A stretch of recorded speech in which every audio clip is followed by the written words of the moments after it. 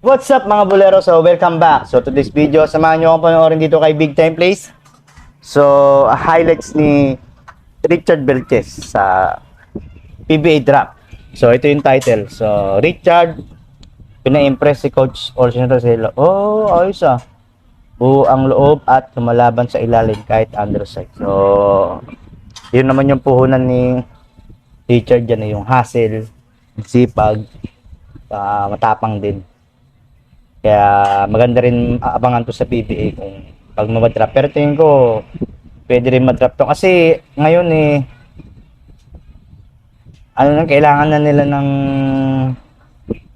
kilalang tao rin sa PBA para medyo lumakas ulit ng PBA. Hindi na rin ganun kadami kasi talaga yung marami pa rin nanonood pero hindi na kagaya dati sa PBA. Kaya kailangan nila yung mga gantong kagaya ni Richard Belches, Coach Kit, kasi mga kisikat sa social media. Ganun na kasi ngayon social media na yung labanan sa popularity. Pero yung laro, hindi rin naman talo kasi nga si Richard masipag. Talaga maasaan mo. So, buti gumawa si Big Time Plays. Kita ko sa kanya. Kaya supportan nyo si Big Time Plays. Magaling din gumawa ng video to. Tsaka kaibigan din natin. So, tara, samahan nyo ako. Panoorin natin kung ano yung mga ginawa ni Richard Belches dito. So, tara. Game. Olsen Rosela na impress sa pinakitang hustle ni Richard Belches sa Day 2 ng PBA Draft Combine.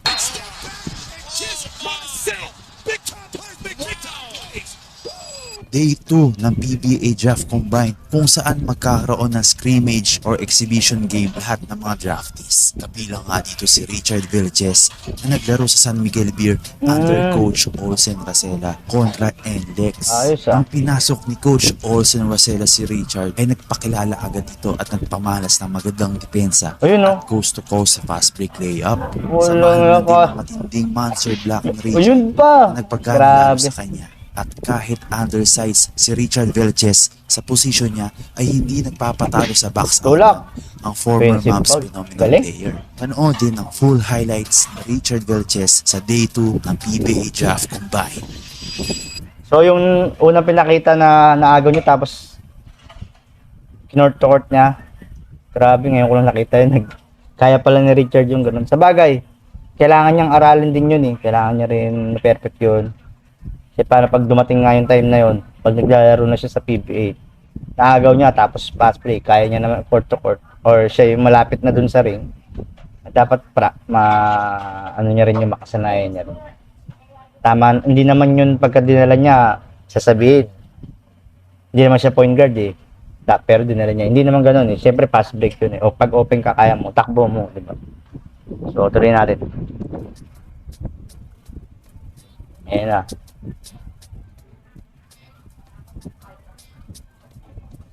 NLEX.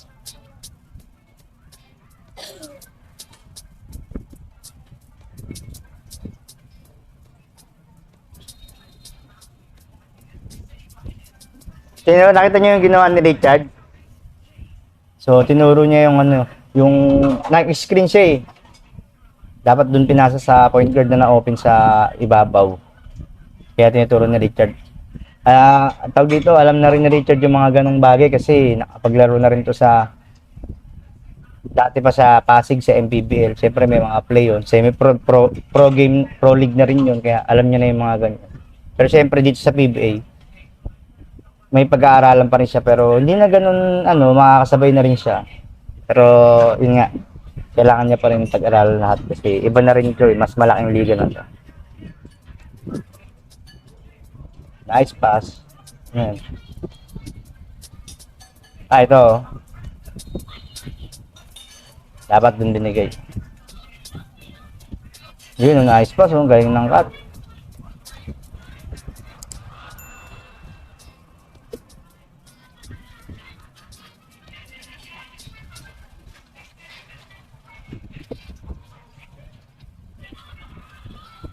Ayun, grabe. Court to court Ayun, nilipat. Pinang time pa. Wala replay. Ayun May ganun pala si Father. So, ayos So, hindi ganun gaganda tignan kasi hindi naman talaga yun yung laro niya.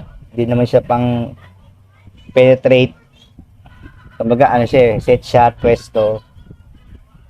So, kahit na papaano, yun yung mga ganun. Magandang tignan niya. Pero mapapractice naman niya katagalan pag pumasok na siya sa PBA. Uy, tumira 3 point.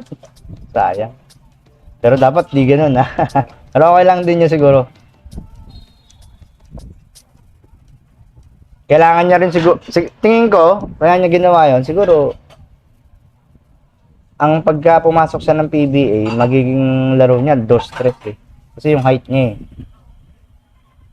Pero kung, ano siya, dito 6'5" yan, pwede siya mag-small forward. Tapos marunong mag-dribble, marunong mag-court to court, maganda na panlaban yun.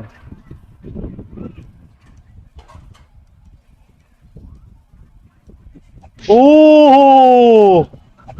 Grabe. Wapak! Galing talaga ni Big Time dun sa ganun eh. Sa mga tunog eh. Push!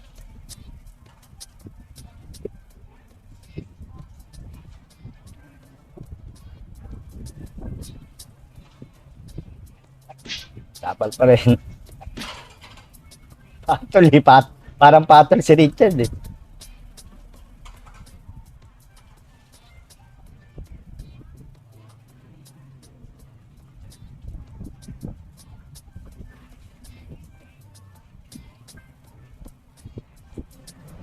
Pinahinga muna. Yun. Dito na ulit. Ano, galing na pumeso na Richard, oh. Grabe, oh. Basket, sayang. So, yung ginawa ni Richard na pick, tapos biglang pumasok siya sa gitna. Para pick and roll na play. So, alam na ni Richard yung mga ganun kasi laro niya nga is big man sa Mavs, tapos sa mga game nila. So, medyo alam niya na yun. Saka tingin ko sa Pasig, nilaroan niyang Pasig. Tapos, Ama sa PBL ba yun? PBL. Big man ang laro niya. Kaya medyo alam niya na yung ganong pwesto.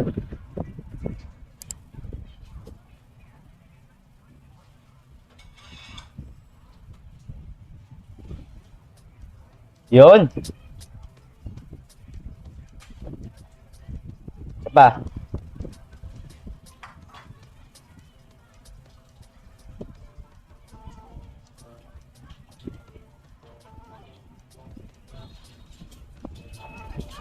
Wala siya lang naiiwan siya sa ilalim mag-isa.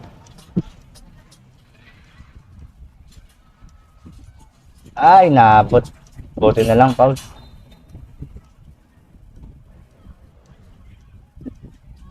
So, dapat practicing niya yung tinuro ni gawin niya dito yung mga tinuro ni Mark P. English yung pagkakuha hindi basta-basta re-release agad yung bola.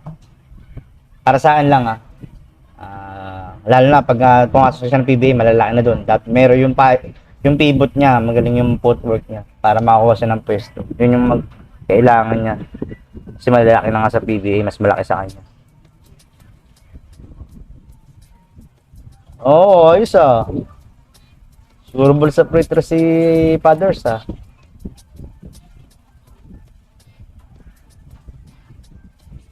Yun Woo! Tapos na. So, meron pa ba?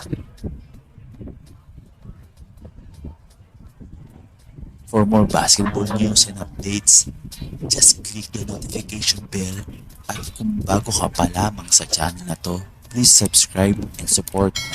So, subscribe nyo na si Big Time Plays. Kasi magaling din naman gumawa ng video to. Tsaka kaibigan natin yan. So, ayun. Abangan natin. Nagpo-post din naman si Richard sa sa channel niya, pero medyo late kasi nga syempre nandito siya. Nagpo-post naman siya doon, abangan niyo rin yung mga upload niya to. So, ayun lang. So, lagi natin suportahan sila. Si Richard Belches, si Big Time Plays. Buti gumawa ka, idol, about kay Richard. Para makita din natin kasi magandang subaybayan yan kasi from sa laro-larong lang, kalye dayo-dayo lang.